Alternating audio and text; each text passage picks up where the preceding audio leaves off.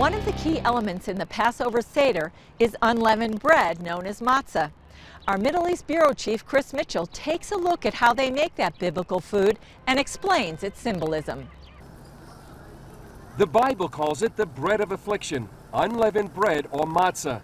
Every year, the Jewish people are commanded to retell the story of their exodus from Egypt and to eat unleavened bread for 7 days.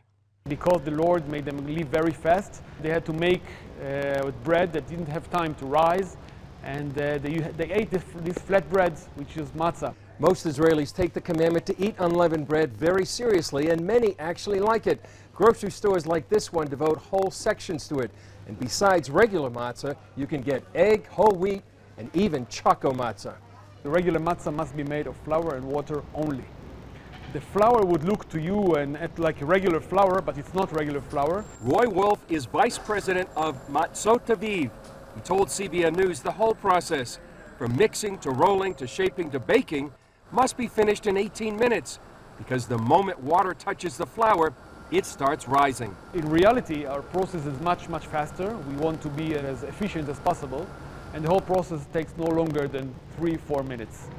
But every 15 minutes, in order to avoid to have any leftovers of leavened dough, we have to clean the mixer system. Wolf is the 6th generation to work in his family's business, which started in 1887.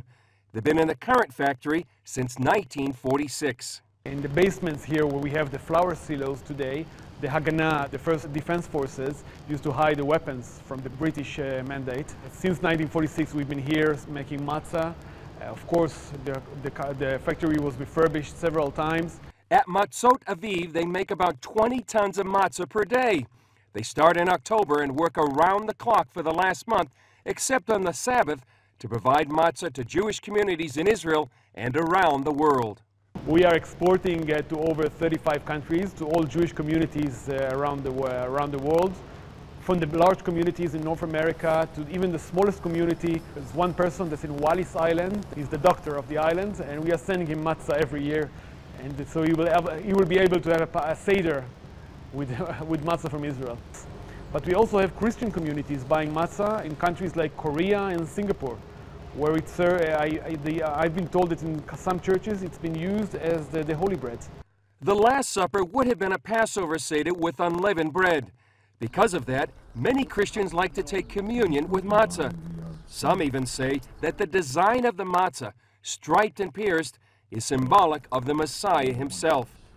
You might think with all this matzah making that the Wolf family would get tired of Passover, but not so.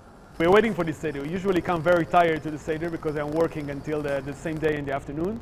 But it means a lot. This holiday, of course, means a lot to us. One Israeli compared matzah to a data drive, passing along information from generation to generation. Chris Mitchell, CBN News.